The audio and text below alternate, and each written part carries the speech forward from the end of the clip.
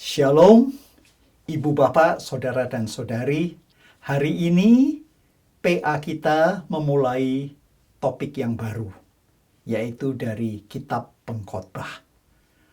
Marilah kita memulai dengan berdoa. Ya Bapa yang di surga, kami mengucap syukur bahwa Tuhan telah memimpin ibadah PA setiap minggu. Dan saat ini kami akan memulai mempelajari Kitab Pengkhotbah. Bapa, tolonglah agar kami semua disiapkan, agar pendengaran kami, penglihatan kami, hati dan pikiran kami tertuju pada Tuhan. Biarlah hamba-Mu dapat menyampaikan firman Tuhan yang sesuai dengan tujuan dan apa yang menjadi pesan Tuhan, sehingga kami dapat menerima, menyimpan, dan mengamalkannya. Biarlah Roh Kudus mengurapi hamba-Mu dan mengurapi kami semua yang mendengar. Di dalam Yesus Kristus Tuhan kami berdoa. Amin. Ibu, Bapak, Saudara-saudari, buku Pengkhotbah adalah salah satu buku dari Perjanjian Lama yang tidak terlalu sering disampaikan dalam khotbah atau PA. Kecuali beberapa kutipan ayat lepas, misalnya dari Pengkhotbah 3 ayat 11a. Ia membuat segala sesuatu indah pada waktunya. Memang dalam sejarah, buku Pengkhotbah ini sempat dipertanyakan baik oleh orang Yahudi maupun orang Kristen. Apakah buku ini cocok menjadi bagian dari Alkitab? Nah, yang menarik, Ibu, Bapak, Saudara, dan Saudari. Almarhum Bung Karno, Presiden pertama Republik Indonesia, pernah mengutip Pengkhotbah pasal 3 dalam pidato beliau yang disiarkan secara nasional melalui RRI, Radio Republik Indonesia, yaitu pada awal tahun 1960-an. Ini yang dikutip, dan waktu itu dari terjemahan lama. Bermula bagi segala sesuatu adalah masa yang tertentu, dan bagi segala maksud adalah ketikanya di bawah langit. Al-Khatib pasal 3 ayat 1 dan seterusnya. Nah, pada waktu itu saya masih di sekolah rakyat di SR di kota Cilacap di Jawa Tengah.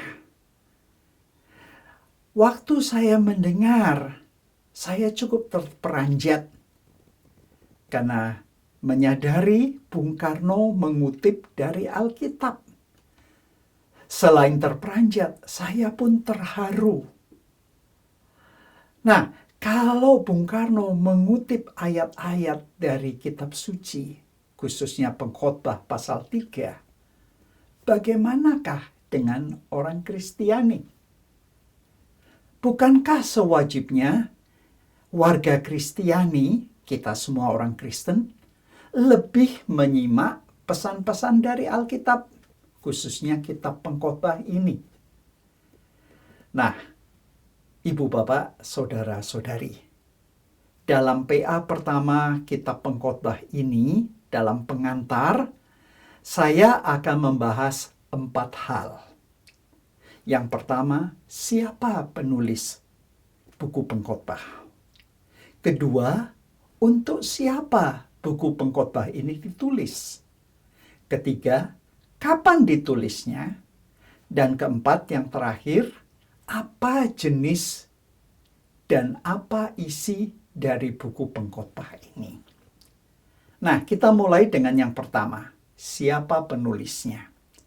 Nah, bagian ini akan cukup panjang karena cukup menarik. Kalau kita membaca di dalam Alkitab bahasa Ibrani, bahasa asli Alkitab Perjanjian Lama, tokoh utamanya disebut dengan nama Kohelet.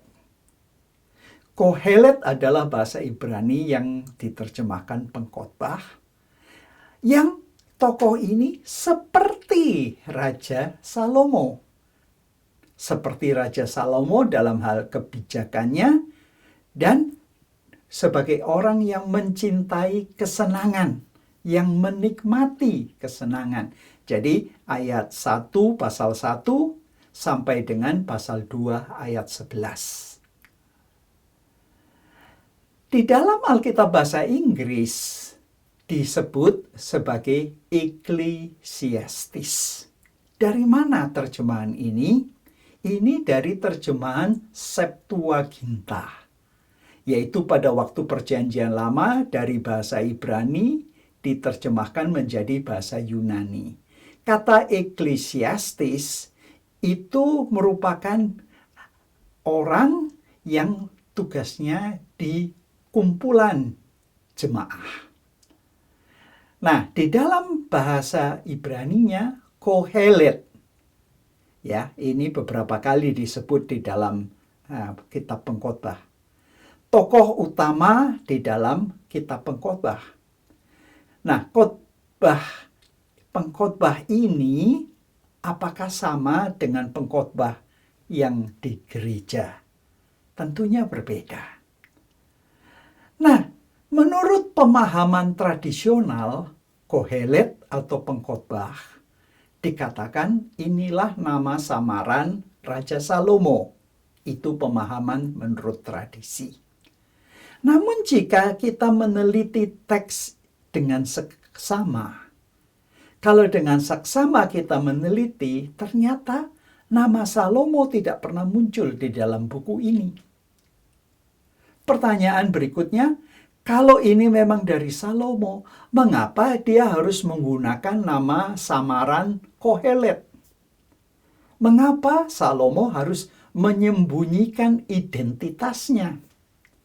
Lalu, di dalam pasal 1 ayat 12, pasal 1 ayat 16, pasal 4 ayat 1 sampai dengan 3, keadaan yang dijabarkan tidak sesuai dengan keadaan pada waktu Raja Salomo memerintah. Jadi dapat disimpulkan bahwa mungkin Kohelet ini kemungkinan besar bukan Salomo. Dan sebenarnya tidak ada yang tahu siapa Kohelet itu sebenarnya. Namun, peran yang penting dari komunitas Israel, karena Kohelet bukan nama seseorang, namun seperti gelar bagi seseorang yang memimpin sekelompok orang, ya, jemaah. Nah, ternyata di dalam Alkitab Perjanjian Lama bahasa asli, bahasa Ibrani, di dalam kitab Bilangan pasal 10 ayat 7, akar kata yang sama, ya, KHL, ya, itu digunakan untuk menggambarkan sekelompok orang Israel yang berkumpul untuk beribadah. Nah, dengan kata lain, pemimpin dari ibadah itulah yang diberi nama Kohelet. Ada juga pendapat bahwa selain Kohelet, ada narator yang tanpa nama. Dan itu tampil di pasal 1 ayat 2, pasal 7 ayat 27, dan di pasal 12 ayat 8 sampai dengan 14. Dan dialah seorang bijak yang mungkin penulis buku ini. Ya, jadi ada Kohelet, ada narator, kemungkinan naratornya yang menulis. Namun, ada juga kemungkinan lain. Dan ini yang diikuti oleh almarhum mantan dosen pembimbing saya, Profesor W. Sibley Towner dari Union Seminary di Virginia. Beliau menyampaikan bahwa yang berbicara sebagai orang pertama di dalam buku Al-Khatib ini, buku pengkhotbah ini, dialah yang kemungkinan besar menulis sebagian besar buku ini. Sedangkan orang kedua yang disebut narator tadi hanya menulis ayat pertama dalam buku ini dan penutupnya atau epilognya buku ini. Jadi kita melihat ada dua pandangan. Apakah narator yang penulis atau sebenarnya orang yang memakai nama Kohelet itu? Jadi kalau kita melihat, kemungkinan besar Kohelet adalah gelar yang diberikan kepada seseorang yang memegang beberapa posisi yang bertanggung jawab dalam kehidupan keagamaan bangsa Israel. Dan karena asosiasi ini adalah terjemahan Yunani dari Perjanjian Lama, yaitu Septuaginta, yang telah menerjemahkan Kohelet sebagai pengkhotbah, atau yang di dalam bahasa Yunaninya eklesia. Kita mendengar kata eklesia yang berarti gereja, maka eklesiastis, ya, seperti juga diikuti dalam terjemahan bahasa Inggris dan banyak juga terjemahan Alkitab dalam bahasa Eropa mempertahankan bentuk eklesiastis. Walaupun begitu, banyak yang menambahkan subjudul untuk menjelaskan Kohelet atau harfiahnya pengkhotbah, ya. Ini sebenarnya fungsinya bukan pengkhotbah seperti pengkhotbah sekarang, ya. Maka itulah kalau kita melihat dalam Alkitab terjemahan lama, ya, yang diterbitkan oleh LAI pada tahun 1958, namun sebenarnya perjanjian lamanya berasal dari terjemahan Klinkert dari tahun 1879. Nah, di dalam terjemahan lama itu pengkhotbah disebut judul bukunya adalah Al-Khatib. Khatib adalah yang berkhotbah dalam ibadah, ya. Nah, karena itu dalam bahasa Indonesia terjemahan baru, pengkhotbah mengidentifikasikan pada seseorang yang memegang posisi kepemimpinan dalam jemaat. Namun begitu, bukanlah keadaan asli dari konteks Israel. Jadi kemungkinan lain untuk menerjemahkan nama buku atau nama penulis buku, kita melihat di dalam terjemahan bahasa Inggris, pasal 1 ayat 1, misalnya New Revised Standard Version.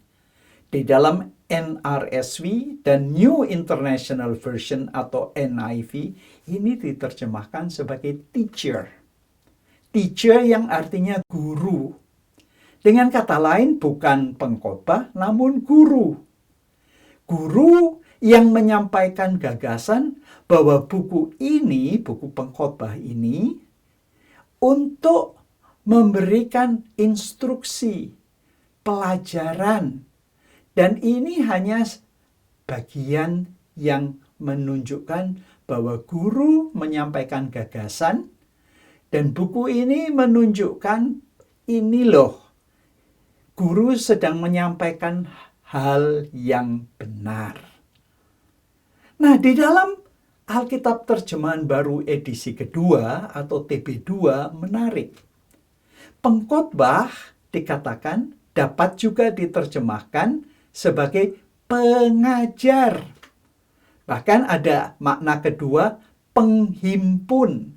Dengan kata lain, disadari bahwa pengkhotbah itu bukan hanya orang yang selalu menyampaikan khotbah, tetapi pengajar atau guru, penghimpun yang mengumpulkan.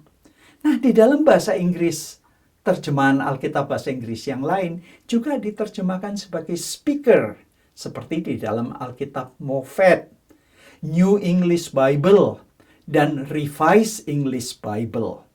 Dengan kata lain, kata speaker, pembicara, adalah istilah yang netral.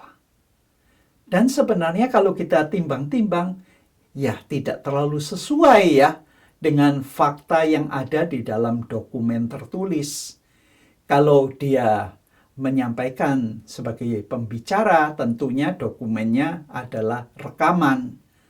Ya, namun ini menunjukkan ada pilihan. Bahkan ada lagi terjemahan bahasa Inggris Alkitab Knox, itu menerjemahkan sebagai spokesperson atau juru bicara, spokesperson. Juru bicara menunjukkan bahwa apa yang disajikan di sini ini dilakukan atas nama orang lain. Ya, dengan kata lain, dia sebagai penyambung lidah. Nah, ada terjemahan bahasa Inggris lain dalam Alkitab Good News Bible atau Today's English Version menerjemahkan bukan teacher, namun philosopher. Dan ini untuk menerjemahkan nama pasal 1 ayat 1.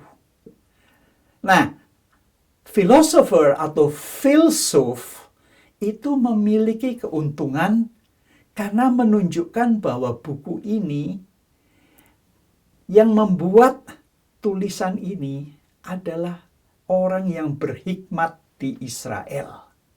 Dan istilah ini sebanding dengan bahasa lain, walaupun tidak selalu mudah mencari padanannya dalam bahasa yang lain. Nah, yang menarik dalam Alkitab Bahasa Indonesia masa kini diterjemahkan sang pemikir. Dan ini menarik karena apa? Karena seorang dosen perjanjian lama dari Asbury Seminary, Bill Arnold, mengatakan bahwa pengkhotbah adalah seorang pemikir, seorang filsuf kebijaksanaan yang menawarkan dalam 12 pasal di dalam buku ini refleksi pribadinya tentang pengalaman manusia. Jadi kalau kita melihat ada beberapa usulan baik dalam bahasa Inggris maupun dalam bahasa Indonesia. Nah, dengan begitu kita melihat bahwa kemungkinan besar bukan Salomo. Namun apakah dia seorang filsuf, pemikir, guru? Ya. Nah, kalau setelah kita membahas topik yang pertama, sekarang kita bertanya yang kedua. Bagi siapa buku ini ditulis? Nah, kalau kita membaca dalam pasal 12 ayat 12, ditujukan kepada anakku. Namun kalau kita baca konteksnya tidak terlalu jelas siapa yang dimaksud dengan anakku ini. Dan juga kalau kita melihat di dalam pasal 12 ayat 9 dikatakan umat. Kalau umat, apakah itu seluruh umat Allah? Umat yang telah berjanji, yang Allah mengadakan perjanjian dengan mereka, umat perjanjian. Yang jelas, orang bijak ini, orang yang berhikmat ini, menulis untuk pembaca muda. Dengan kata lain, anakku, pembaca muda, kaum muda, ini diajak untuk berpikir tentang bagaimana mereka harus hidup di dunia ini. Dengan kata lain, kaum muda, muda-mudi, tolong perhatikan bahwa pemikir, guru menunjukkan bahwa kitab ini tidak pernah memberikan jawaban pada semua pertanyaan kita. Orang muda paling banyak pertanyaan. Namun kita sudah diingatkan satu-satunya hal yang dapat kita lakukan, walaupun tidak semua pertanyaan dapat dijawab, tapi Tuhan memberikan sesuatu yang pasti, bahwa yang Tuhan berikan kepada kita, yaitu hidup kita, pekerjaan kita, semuanya ini untuk kita nikmati. Meskipun tampaknya ada banyak pernyataan negatif dalam buku ini, ya, kesia-siaan, namun nasihat terakhirnya adalah positif, yaitu nikmatilah hidup yang Tuhan sudah berikan. Jadi orang-orang muda, lihat pasal 2 ayat 24, pasal 3 ayat 12 dan 22, pasal 5 ayat 18, ayat 8 sampai dengan 15, pasal 11 ayat 9. ini ditujukan kepada orang muda. Nah, pertanyaan ketiga, kapan ditulisnya? Kalau kita tahu bahwa walaupun ada yang menduga ini dari Salomo, bahasa Ibrani dari kitab Pengkhotbah ini jauh lebih muda dari bahasa Ibrani kitab-kitab yang berasal dari zaman Salomo.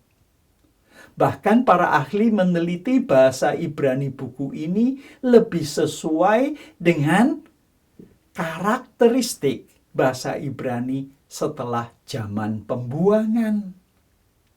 Nah, ini bahkan memberikan tambahan bukti, yaitu bahwa di dalam kitab Pengkhotbah ini ada kata-kata pinjaman dari bahasa Persia dan bahasa Aram.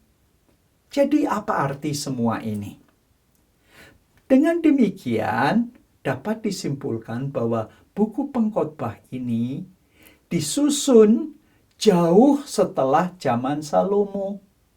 Dengan kata lain, kemungkinan besar kitab Pengkhotbah ini ditulis setidak-tidaknya 2 atau 300 tahun sebelum Tuhan Yesus Kristus. Atau 2-3 abad sebelum Masehi. Nah, akhirnya pertanyaan yang terakhir. Termasuk jenis apakah buku Pengkhotbah ini sastranya? Dan apa isinya? Nah, dari bentuk genre atau jenis susastranya, kitab Pengkhotbah ini tergolong sastra kebijaksanaan. Jadi kalau dalam Perjanjian Lama ada kitab Ayub, kitab Amsal, dan kitab Pengkhotbah. Nah, Bapak Emmanuel Gerrit Singgih, dosen Perjanjian Lama dari Universitas Kristen Duta Wacana, pernah mengatakan tentang kitab Pengkhotbah ini. Sampai batas tertentu, kita dapat mengatakan bahwa pengarang kitab Pengkhotbah merupakan tokoh hikmat yang sekaligus anti-hikmat. Atau minimal bisa bersikap kritis terhadap hikmat. Nah, kalau dia seorang yang berlatar hikmat tetapi juga kritis terhadap hikmat, lalu apa pesan Pengkhotbah? Apa isinya? Nah, dalam kata pengantar Alkitab Bahasa Indonesia masa kini, saya bacakan.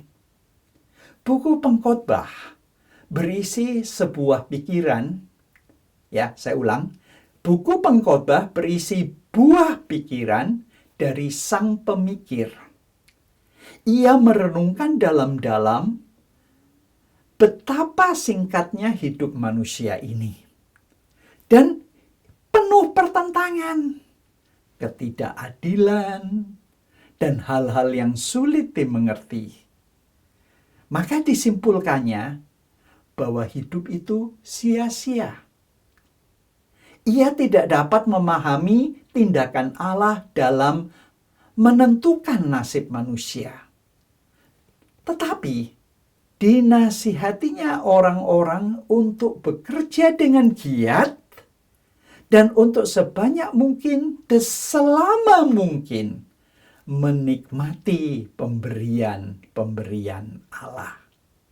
Baik hidup itu sendiri maupun makanan, minuman, pekerjaan, semua yang Tuhan berikan kepada kita.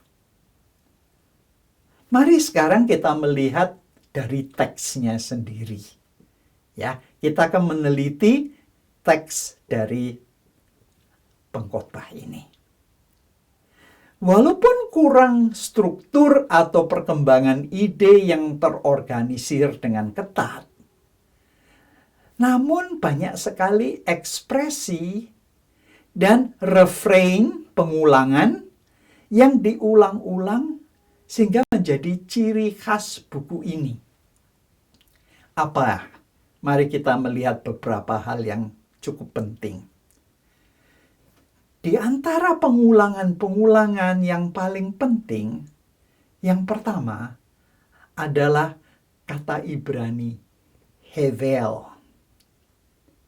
Ini yang diterjemahkan dalam TB sia-sia atau dalam Bimka percuma.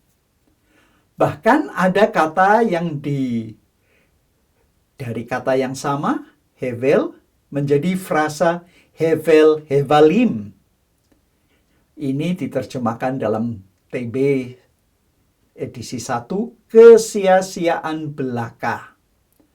Atau dalam terjemahan lama, kesia-siaan atas segala kesia-siaan. Nah, kata kunci hevel ini muncul 38 kali. Namun dalam bahasa Ibraninya sebenarnya arti dasarnya bukan sia-sia atau percuma. Arti dasarnya adalah uap, asap, atau nafas. Dan karena itu di dalam bahasa Inggris kita melihat bukan terjemahan sia-sia tapi vanity atau futility. Yang kedua adalah panggilan untuk bersenang-senang. Dalam pasal 2 ayat 24, pasal 3 ayat 12, ayat 22, pasal 5 ayat 18, pasal 8 ayat 15, pasal 9 ayat 7 sampai dengan 10. Menikmati. Tidak ada yang lebih baik bagi manusia daripada makan, minum, dan menemukan kenikmatan dalam jerih payahnya. Jadi kita berjerih payah, tapi dihimbau untuk menikmati. Nah, yang ketiga, yaitu pertanyaan tematik, seperti di dalam pasal 1 ayat 3, pasal 3 ayat 9, pasal 5 ayat 16. Apakah yang diperoleh manusia dari segala jerih payah di bawah matahari? Ini banyak diulang-ulang. Dan ini bersama dengan munculnya frasa keuntungan, kelebihan dari kata bahasa Ibrani yitron. Dalam pasal 2 ayat 11, ayat 13, ayat 15, pasal 3 ayat 19, pasal 6 ayat 8, dan ayat 11. Jadi, dari isu-isu yang diangkat, ungkapan-ungkapan referen yang digunakan berulang-ulang, kita dapat melihat bahwa Kohelet adalah orang yang kental dengan tradisi kebijaksanaan Israel. Seperti halnya kalau kita bandingkan dengan kitab Ayub dan Amsal, maka tulisan Kohelet menekankan bahwa Tuhan adalah pencipta dan pengatur alam semesta. Dunia terdiri atas hal-hal yang baik, kebijaksanaan, tapi juga ada kebodohan. Ada baik, ada jahat. Ada terang, ada kegelapan. Ada cinta, ada kebencian. Ada hidup, ada kematian. Ada keasyikan dengan keadilan, tetapi juga ada kekurangannya. Dan pada saat yang sama, pendekatan hidup yang sangat praktis dan yang sangat mendarat ke bumi. Nah, ibu bapak, saudara-saudari yang terkasih. Jadi, buku ini berisi pemikiran salah seorang bijak dari Israel. Dia mengamati berbagai macam pengalaman hidup manusia. Sehingga ada yang mengatakan ini seolah-olah satu diary, satu catatan harian. Tetapi dia terganggu oleh fakta yang dilihatnya. Orang-orang yang menindas satu sama lain, sehingga bertanya, mengapa Tuhan membiarkan orang menindas orang lain? Di mana keadilan? Orang bekerja keras, namun seringkali tidak mendapatkan keuntungan dari pekerjaan mereka. Ini pengamatan yang benar, bukan? Dan sesuai dengan pengalaman kita sehari-hari. Kita sering mengamati begitu. Termasuk orang muda bertanya hal yang sama. Seorang menghadapi kenyataan, setiap orang akan meninggal dunia. Semua orang akan meninggal dunia. Apakah mereka bijaksana atau bodoh? Orang baik meninggal, orang buruk juga mati. Orang bijak mati, begitu juga yang mengajukan pertanyaan, menyadari betapa sedikit yang bisa dipahami oleh manusia di dunia ini. Dan Kohelet diliputi oleh misteri keberadaan manusia. Tetapi tidak pernah meninggalkan pandangan bahwa hikmat, kebijaksanaan adalah alat satu-satunya untuk menghadapi hidup, untuk menjalani hidup. Salah seorang dosen perjanjian lama, Profesor Chung Yong Shao dari Universitas Vanderbilt di Nashville, Tennessee, mengatakan bahwa Kohelet bukanlah seorang pesimis atau optimis. Namun, dia seorang yang realis. Jadi bukan pesimis, kesia-siaan, bukan optimis yang selalu mengharapkan semua positif, tidak. Dia adalah seorang yang realis. Artinya, menghadapi masyarakat, menangani keadaan antara optimis dan pesimis, dia adalah orang yang tahu bahwa hidup itu terdiri atas yang baik maupun yang buruk. Dan etikanya adalah menuntut pengakuan bahwa fakta hidup manusia itu di hadapan Tuhan yang berdaulat. Tuhan yang memutuskan apa yang akan terjadi dan kapan akan terjadi. Dengan kata lain, bagi Kohelet semuanya ada di tangan Tuhan. Pasal 2 ayat 24 sampai dengan 26, pasal 3 ayat 18 sampai dengan 22, dan pasal 9 ayat 1 sampai dengan 6. Jadi, apa yang dapat kita simpulkan? Pengkhotbah dapat disimpulkan dengan mencari arti hidup. Dengan kata lain, bukan kesia-siaan, artinya pesimis. Bukan juga optimis, semuanya cerah, tidak. Namun, ini memberikan pelajaran kepada kita semua, termasuk kepada orang-orang muda. Walaupun banyak pertanyaan kita tentang hidup, kita diajak untuk melihat semuanya itu pemberian Allah. Hidup pemberian Allah. Pekerjaan kita pemberian Allah. Makanan kita, minuman kita pemberian Allah. Kita tidak perlu pesimis, kita juga tidak terlalu optimis, namun kita realis.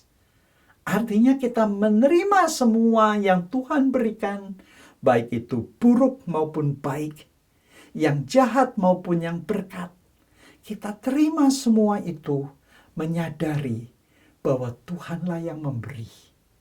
Dan nikmatilah selama kita masih dapat hidup, menyadari bahwa semua itu terjadi dan semua itu adalah karena kehendak Tuhan dan Tuhan yang memberi, dan kita dapat mendapatkan makna hidup di dalam Tuhan, di dalam kebijaksanaan Tuhan, di dalam hikmat Tuhan.